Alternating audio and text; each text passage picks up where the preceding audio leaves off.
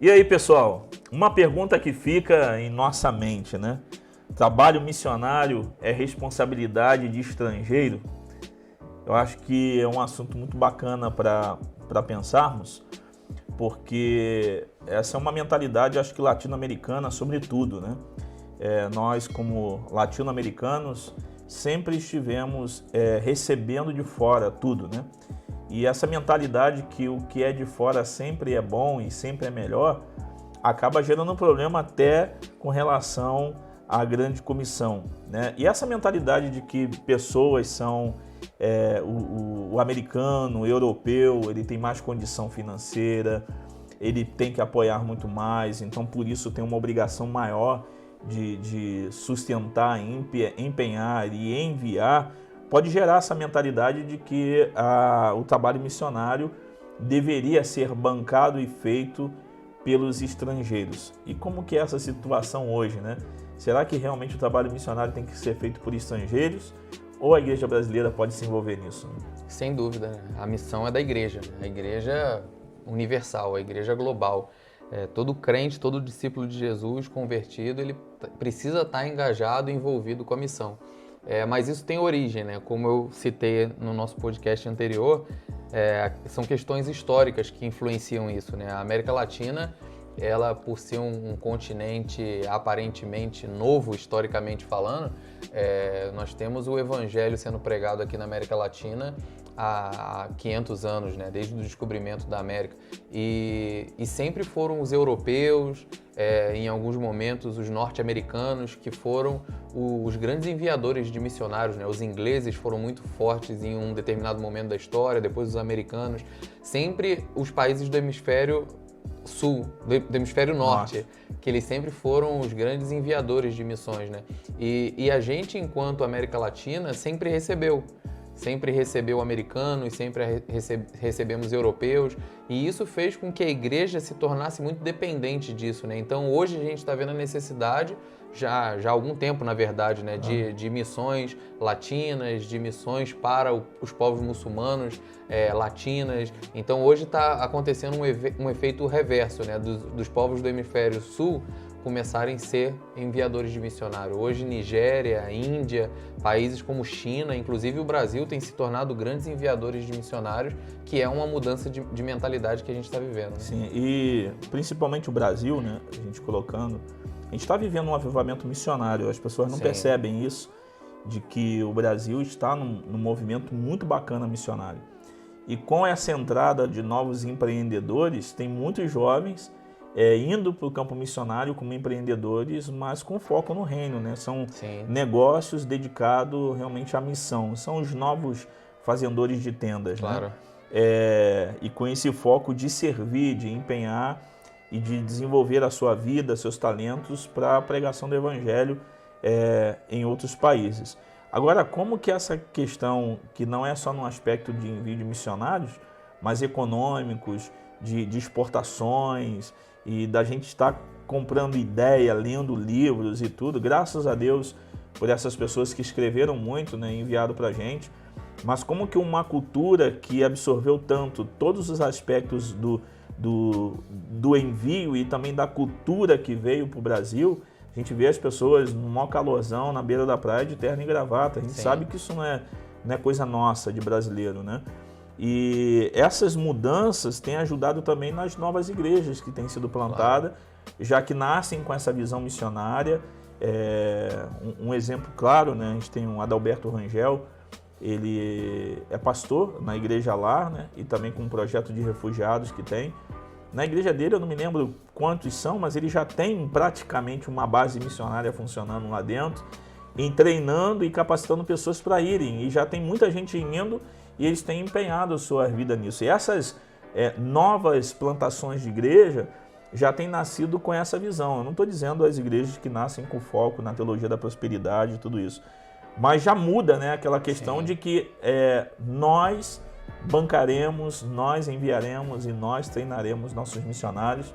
E o Perspectiva Brasil tem mostrado isso de forma muito clara, de que Deus está mudando as coisas e nós somos aqueles que vamos realmente ir. A igreja brasileira tem muitos missiólogos, olham para o Brasil, olham para a América Latina, né, e vê que Deus vai fazer algo a partir daqui para esses lugares, né?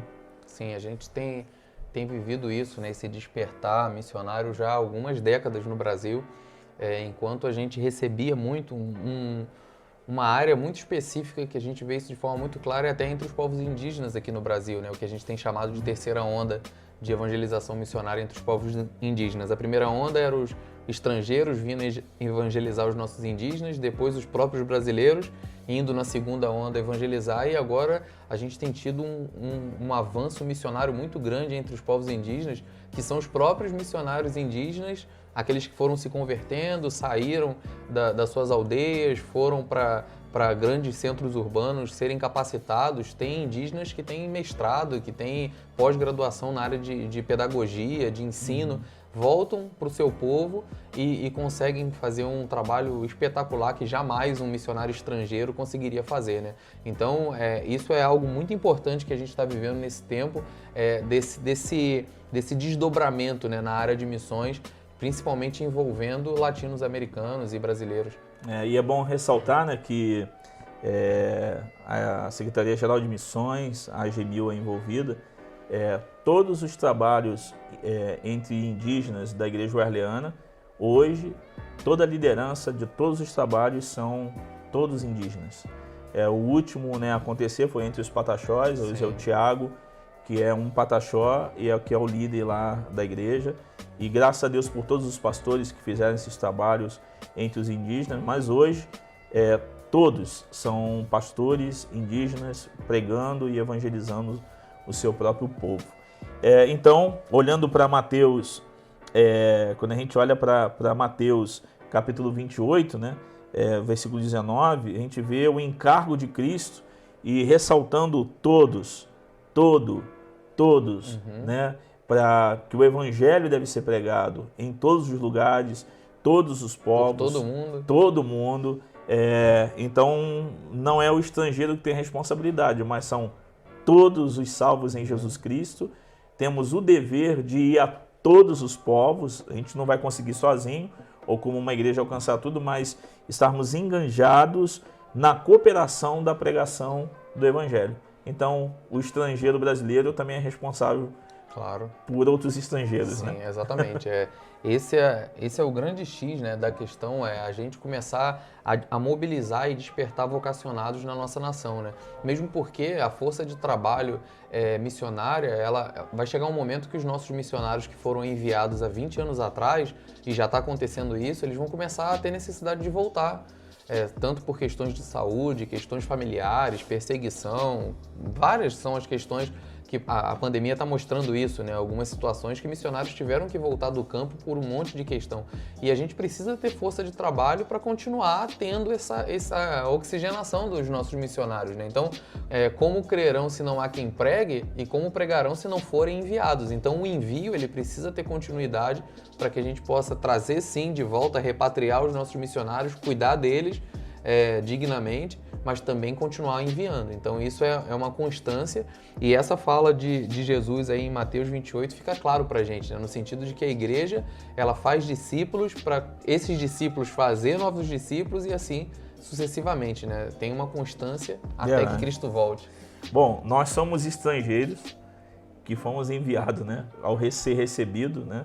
O pastor Roberto esteve em Formosa, eu em Buenos Aires. E eu era um estrangeiro em Buenos Aires, trabalhando com a igreja, ainda pequenininha, poucas pessoas. E ao sair, um nacional, né, assumiu o trabalho, que é o pastor Arturo, e faz um trabalho extraordinário lá com os irmãos que ficaram lá. Todos estão lá, servindo com ele lá, e hoje são líderes. Ele treinou essas pessoas. O pastor Roberto deixou Formosa e hoje tem um argentino pastoreando em Formosa, argentinos pastoreando argentino, e nós voltamos e estamos tentando cooperar na mobilização de outras pessoas, né? Então, o dever da pregação do evangelho não são do estrangeiro, mas todos os estrangeiros devem pregar o evangelho. Precisam pregar o evangelho. Não é verdade? Exatamente. É isso aí, meu irmão. Grande abraço, Deus abençoe. Compartilhe com alguém, mande aí para alguma pessoa para poder ver. Se inscreva no nosso canal, se você estiver assistindo isso pelo YouTube. Assine o nosso podcast e nos siga aí nas redes sociais. Até breve.